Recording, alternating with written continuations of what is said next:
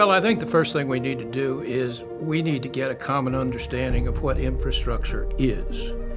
Infrastructure is all of the physical systems that a community or a country needs in order to operate. That's a lot more than roads, streets, and bridges. Regardless of your mode of transportation, where you work, if you work, where you live, infrastructure touches all of our lives on a daily basis. It's how we get to school. It's the fact that we go to school. It's how do we get to work. It's how our work functions. It's export facilities, it's communication facilities, it's pipelines. You turn your tap on and you expect the water to be there. But if you don't have the infrastructure to get it to you and to have it clean and safe, then we don't have it. When you go to the grocery stores, all of those things are all been brought through a transportation or some sort of infrastructure. It's how we create a livelihood and a sense of being and a sense of purpose. It actually is the engine which, propels us as a nation, as a country, and as individuals. And without the right systems and structures and infrastructure to do that, we become a third world nation. And that is something that we can't let happen.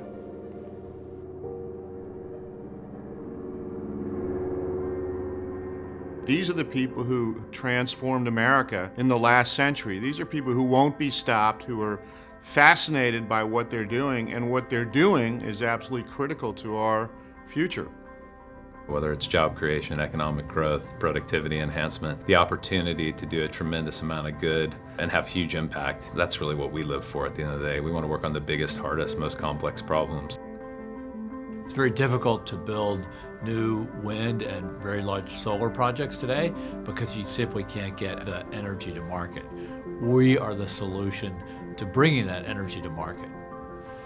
When I'm at an airport, I'm always looking at how can that airport be more efficient. Once you get jet fuel in your blood, it's you just love everything about it. We're building a large pipeline. It's as tall as me, and you could put a hydropower turbine inside. So not only are we delivering water, but we are creating power as well. We're taking an old government technology, enhancing it to a new system to be a ground-based backup system for GPS, so that if anything were ever to disrupt GPS, people could back up to E-Loran and not lose a second of operations. We all need to be connected. Part of that connection is interstate access, bringing American goods and American jobs to other Americans. My job is to look at the long-term impact of technology on the infrastructure space and understanding how to leverage what's coming in order to do infrastructure projects better. Over time, we helped future-proof these designs so that the problems work themselves out.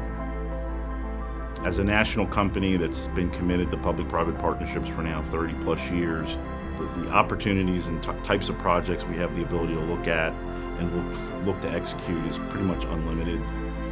We start out with the Alaska oil pipeline in the olden times. It really transformed the economy of the state of Alaska and brought it into then the 20th century. Believe it or not, we love building water and wastewater systems. The systems we build literally serve millions of people. We're building a 142-mile pipeline and providing a new water source for the city of San Antonio. In 2012, Amtrak released a vision plan that set forth the full reconstruction of Washington Union Station. People love riding the trains. People love visiting our stations. Most of our stations are historic and beautiful. We are building a 10th campus of the University of California. Our core mission, our core public service is the education, the teaching, the research that goes on inside those buildings. And how we deliver our infrastructure really just enables that public service. We're often called the Port of Chicago because 70% of the goods that come in through the Port of Seattle end up in Midwest warehouses. So we're really a gateway for the entire country. And you need that infrastructure efficient, not only on the waterfront, but all the way to Chicago. The rail systems, the road systems, they all have to be working together. We're talking about bringing 4 or 5 different kinds of disciplines together in a complex dance to make projects happen as quickly as possible so that people benefit as quickly as possible. That's what we're doing with Blueprint 2025.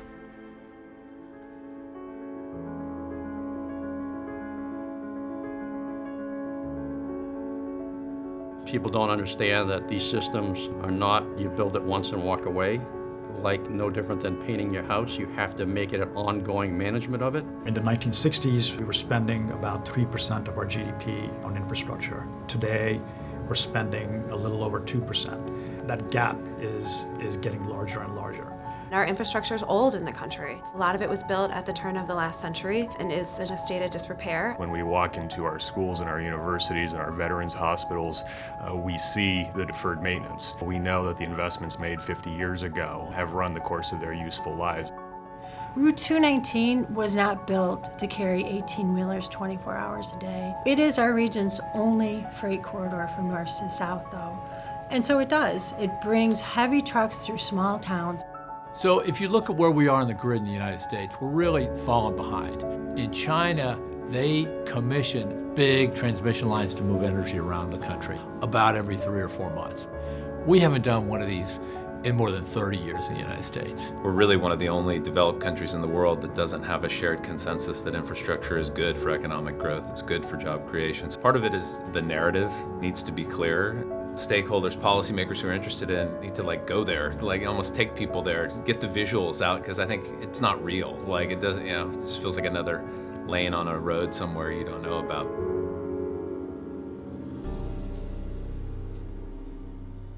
I see some of the obstacles as really the process in which we have to go through, not the desire, the will, or the want to go and do it. There's a whole series of projects that are ready that have been in the planning stages, that have been stalled, and are awaiting dollars to move forward into design and construction.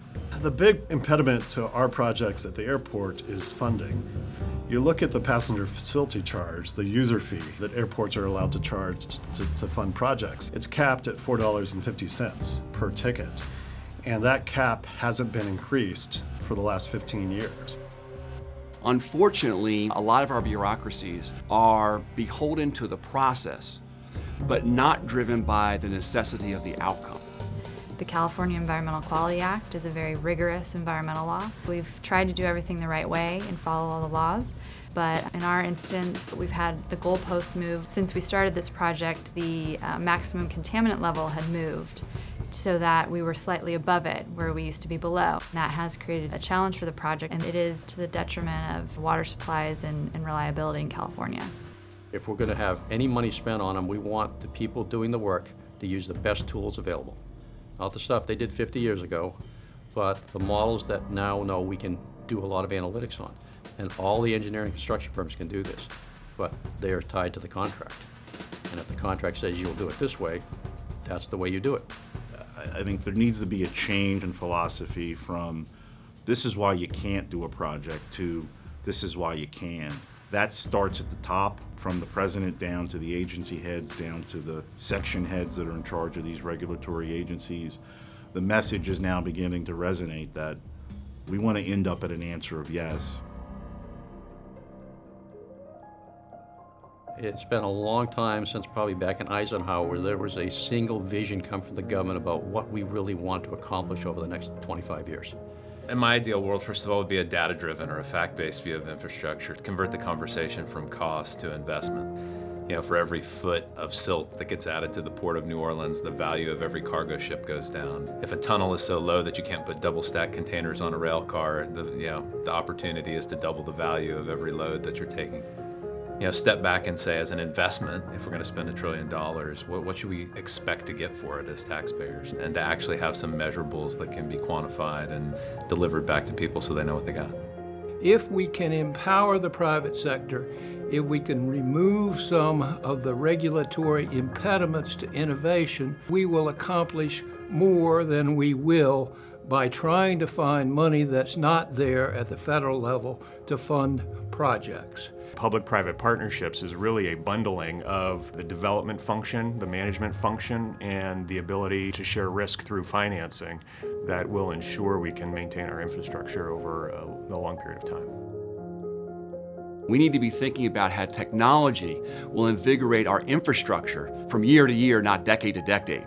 And that will drive the true engine of innovation and efficiency that we desperately need in this country. Now with technology, you can plan it, design it, and construct it virtually, and then understand through analytics, is it going to accomplish what we want? So there's never a bad idea now. We are out there in the communities putting these systems in. Even though we're being disruptive to them and we're tearing up their front yards, the majority of the people we encounter are very, very happy that we're putting these systems in. Infrastructure is not built for itself. It is built for people to use, whether it's public infrastructure or economic infrastructure, civil or social. A bridge is not built for its sake. A bridge is built to help transport people from point A to point B. Blueprint 2025 is about bringing people together around this tremendous effort to build our infrastructure over the next 5, 10, 15, 20 years. As Abraham Lincoln said, you can't predict the future, but you can make it. And what we want is for everybody to come along on this voyage as we make our future.